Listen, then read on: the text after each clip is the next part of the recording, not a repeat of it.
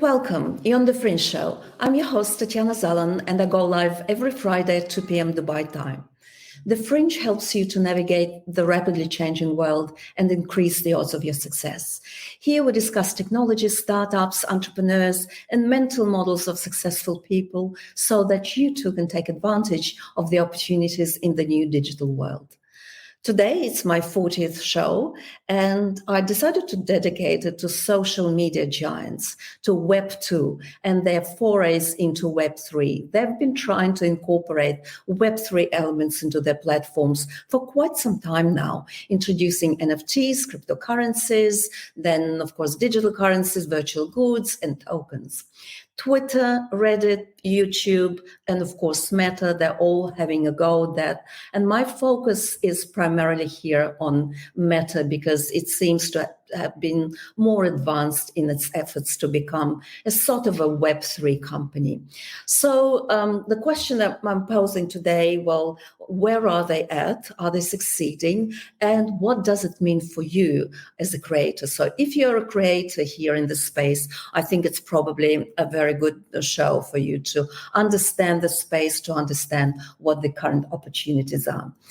Now, just before we go any further, a traditional disclaimer, it's not financial or investment advice. All I'm doing on the Fringe Show is for informational and educational purposes only. Just a very quick recap, what is it that we understand by Web3? And our understanding of Web3 is always evolving, with new elements are being added, new understanding of it. In its simplest form, Web3 is simply an internet mutually owned by builders and users. It's coordinated by tokens and incentive structures. The foundational elements for this Web3 are peer-to-peer networks, and they're built on top of trustless transactions. Web3 tools consist of everything from DeFi to self-sovereign identity to decentralized governance to NFTs, of course, as an asset class.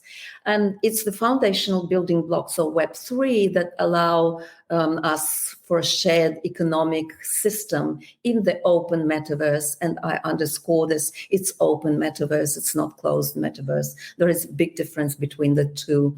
And these two concepts, Web3 and open metaverse, are now seen to be converging. And it's very difficult even to distinguish whether people are indeed talking about Web3 or are they really mean open metaverse. But just to remind ourselves that Web3's foundation is really based on true digital property rights and ownership as well. So let's have a look at these social media giants. What are they doing? Twitter is in it, Reddit is in it. What are they doing there? Well, they're all looking to implement cryptocurrencies and NFTs into their platform. Early this year, Twitter began allowing its subscribers to Twitter Blue, which is a paid premium service, to showcase the NFTs that they own as verified profile pictures. So this feature draws immense attention from all crypto users, and I'm sure if you're a crypto user, you noticed particularly in the crypto space, you would have noticed that a lot, and that's due to the rising popularity of projects like Bored Apes Yacht Club. By the way, you may want to check out an episode that I did on Bored Apes. It's definitely very interesting company. Reddit is another social media giant, and they're now trying to implement NFT avatars from their own avatar collection. And apart from that, they're also trying to hire a lot of engineers, a lot of managers to build, as they say, the largest creator economy on the internet, which is powered by independent creators, by digital goods and NFTs. They already have a really big community, very active community as well. And now they're trying to add an NFT marketplace to this community from their own collections. YouTube is also interested in doing something in this space, and its CEO Susan Wojcicki recently said that NFTs could be another form of revenue for creators, and YouTube is probably very well positioned to be one of the first marketplaces to focus both on videos or rather on videos on as a form of digital collectibles. They're making all the right noises. The CEO is saying that the Web3 was a source of inspiration for them, and NFTs and particularly decentralized autonomous organizations have this unimaginable opportunity to grow the connection between creators and their fans. Their chief product officer is also very optimistic, saying that NFTs will allow creators to make money in ways that's not previously possible. I actually agree with that. We believe that they say that new technologies like blockchain and NFTs can allow creators to build deeper relationships with their fans, possibly, that who would deny that. And for example, there will be a verifiable way for fans to own unique videos, maybe photos or art, and even experiences from their favorite creators. So fans will benefit, but also creators will benefit. And just last May on YouTube, they sold one of the most viral videos of all time, which is called Charlie Bit My Finger, and that sold for $750,000, so quite significant amount. That was minted on Origin Protocol, and after being auctioned as an NFT, the original video was deleted from the YouTube channels, and that's because you obviously want to maintain uniqueness and originality and provenance, so you don't need a copy of that. The NFT is what gives this product value. It is not very clear, though, how this transfer of ownership rights will happen, and that's because NFTs do not inherently transfer copyright over to new owners, and so it's not clear how YouTube is going to achieve this. By the way, again, I do have a show which is completely dedicated to the legal aspects and particularly ownership aspects of digital assets such as NFTs on the internet. It's very, very gray area so far right now. And now, of course, we're coming to Meta and Facebook's pivot to Meta. So why did Facebook decide to pivot to Meta? One of the reasons is really financial. If you look at Meta's performance or Facebook's performance in recent years and recent quarters, it's not been very flash. And just recently, there's been a Q1 report published on their performance. Meta reported a 21% drop in profits for the first quarter of this year.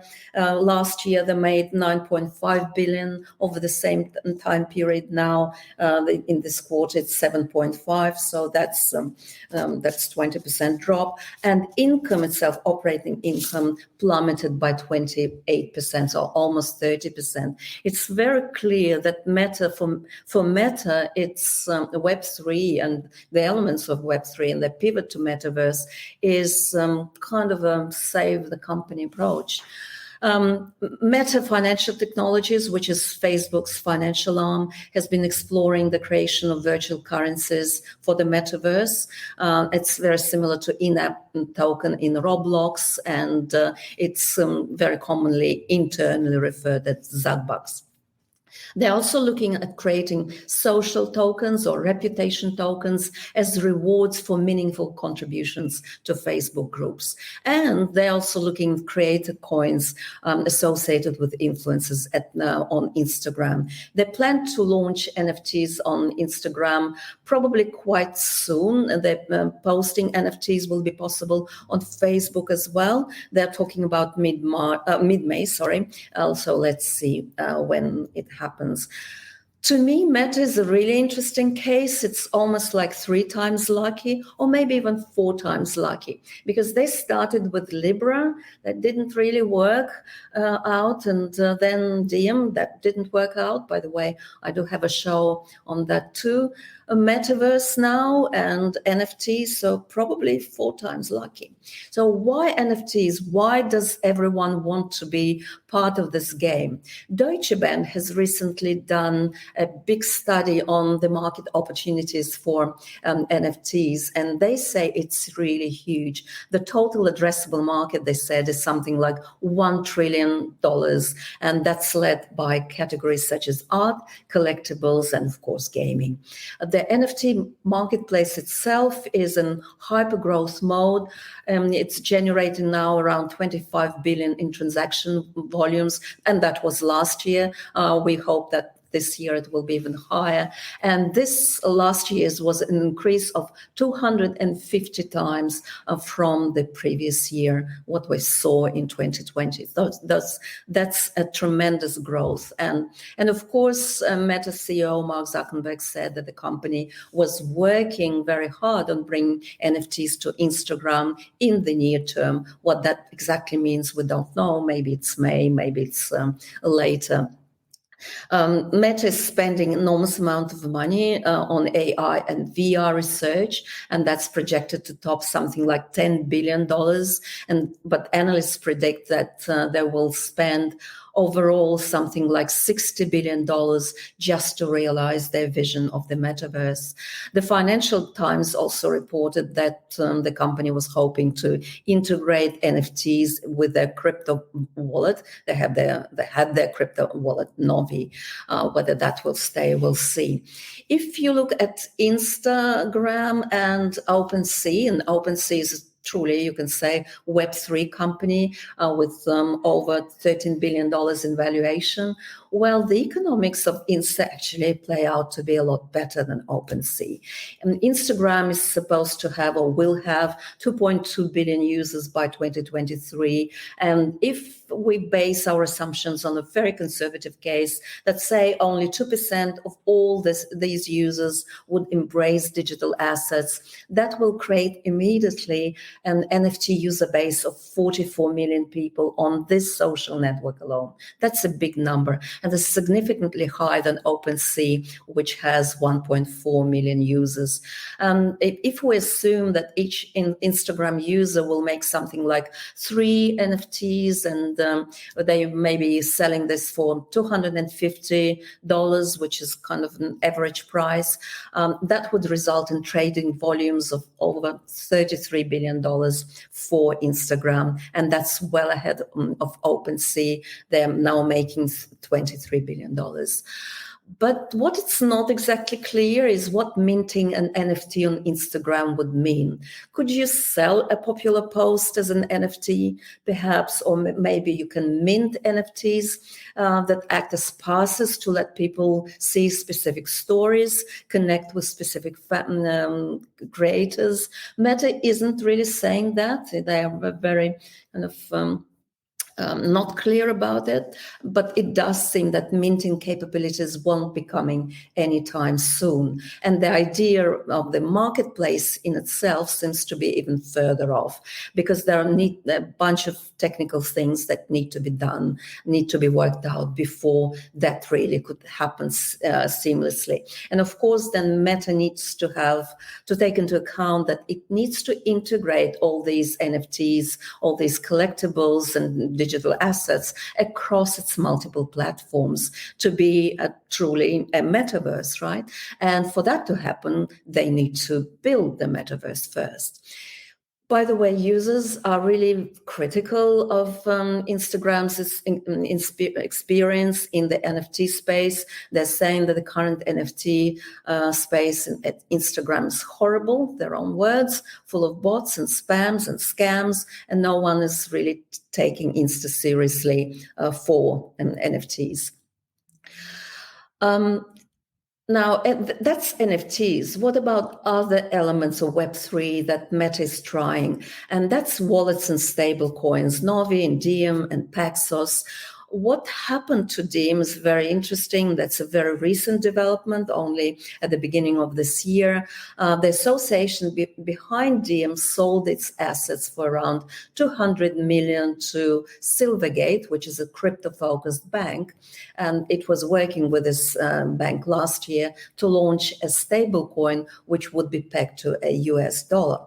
Unfortunately, it didn't happen, and regulation was a key issue. The US Fed was a key opponent to Diem launching, and the final nail in the coffin was when the Fed said that they weren't really sure if they would allow the bank affiliated with the project to issue the stable coin. And the then President Donald Trump, he reacted in his signature manner, very expressive manner. He was saying that if Facebook and other companies like that, other social media platforms, want to become a bank, then they need to seek a new banking charter and become subject to all these banking regulations, be them international banks or domestic banks.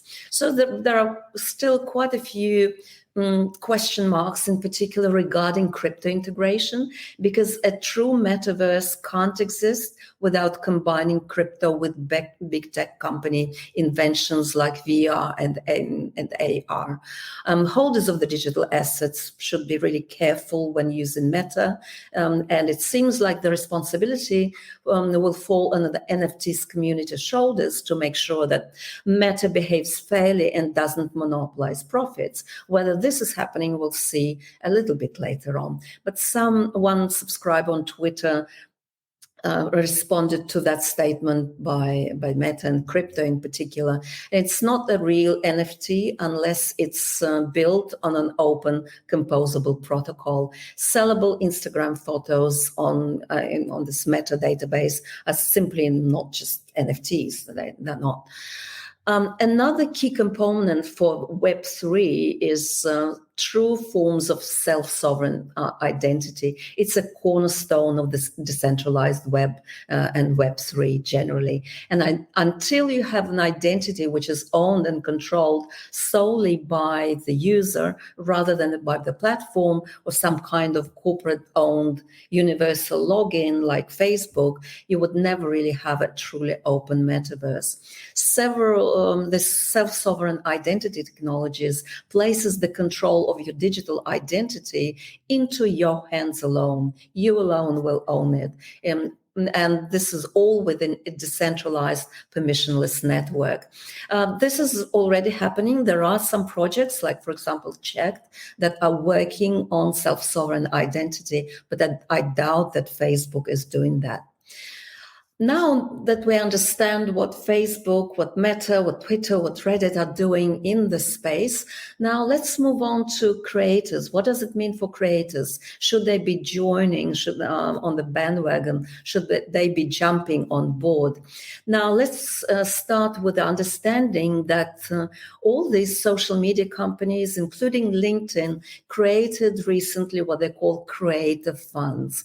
So LinkedIn pledged 25 million. It's not much, but Instagram and Facebook will pay creators up to $1 billion by the end of 2022. YouTube is setting up a fund, 100 million. That's quite significant. That's for shorts. And even Snapchat at some point in time was paying out $1 million per day. And for a while, I don't think they're doing it anymore. Some creators who were part of Instagram, who did create for Instagram, like, for example, Zula Rain, she was an Instagram creator. She's extremely critical of Insta and extremely critical of what Meta is trying to achieve. These are her own words that very well, we know that very well, and I talked on the show about that too, that when a platform like Meta, like Instagram, they're trying to attract creators. They're really very nice to them at the beginning. They have very favorable terms. Then they are trying to lure people on the platform. And then something happens. It's typically a pivot. The algorithm changes. And then we have rug pull, right? Creators cannot possibly do that all the time. And that's really has finally financial consequences. It's not just a drop in views. It's only a real dollar sign attached to all these pivots. The faucet will be turned off, and that will hurt creators. And she herself has given an example of what Instagram did in 2018 with IGTV. So they launched it as a wholly separate app. They tried to attract creators. Creators posted long form videos, got a ton of views at first. But if we fast forward to 2020, what happened with IGTV? The app is discontinued very quietly, and this button is nowhere to be found. Why? Obviously, nobody was using it. And so this is what she's saying. I expect creators who sell virtual goods on Facebook or Facebook's metaverse will experience a surge in income and reach. Then I expect Facebook will focus on whatever the next trend is that they don't fully understand. And then they'll pivot, leaving creators behind in the dust again. All this to say, I'm not confident of Facebook's Meta's future. Given its previous track record, I would not feel comfortable building my financial future on that platform. They lie about the metrics, they change direction with no warning, and they alienate their existing creator user base. So as you can see, she's quite critical of what's happening. And now that's really the core of the issue. What are the incentive structures? Because incentives, this is what's driving Web3 and really the creative economy, the passion economy, if you will. Yes, as I said before, Meta is trying to create a fund, and that's 1 billion, and that they're going to pay out to creators in 2022. And that's very new. This only came about very recently. But these are the terms and conditions. When users purchase an item in Horizon Worlds, that's Meta's metaverse, Meta confirmed that they will take a 25% cut. And that's after any amount of hardware the hardware platform might take. And right now, their hardware platform is Meta's Oculus store, and that takes a 30% cut. So content creators, if you want to be on Meta, you will have to hand over 30% to the Oculus store, to the hardware platform, and then you need to see another 25% to what's left to Horizon Worlds. And that really leaves creators with just a half of their content's revenue before any applicable taxes. This announcement, when they announced it recently, caused an outrage from creators in the NFT community. And the NFT community pretty kind of closely knit, so they talk to each other, and they are accustomed to single-digit percentage that platforms take. If we look at the Epic Games, they charge 12%. Yes, it's not single-digit, but it's not much. And a lot of other platforms like OpenSea are charging in the very low teens. And I can't imagine this will be very motivating to creators, that type of incentive structure that Meta is going to offer. Now, let me just give a few parting thoughts now to summarize where we've been and what we've learned. So Web3 is mutually owned by builders and users. It's really a shared economic system. It's coordinated by tokens and incentive structures, and true digital property rights and self-sovereign identity is what gives Web3 substance and the most important tools here. From what I've just talked about, probably the only conclusion that we can make is that current social media platforms lack all these components. It's almost like a half-hearted venture into Web3. As a creator, should you join? I'm personally not holding my breath. I think that their structure, incentive structure, is not attractive at all, and they need to definitely sort out the issue of NFT ownership, property rights. There are already better alternatives. Some of them will be built coming soon, and this is genuine Web3 space. So on that note, I will leave you with these thoughts. Should you join? Should you not join? As I said, I won't be holding my breath for that. Thank you for joining me on the Fringe Show, and I will see you next Friday at 2 p.m. Dubai time. Now time for some music.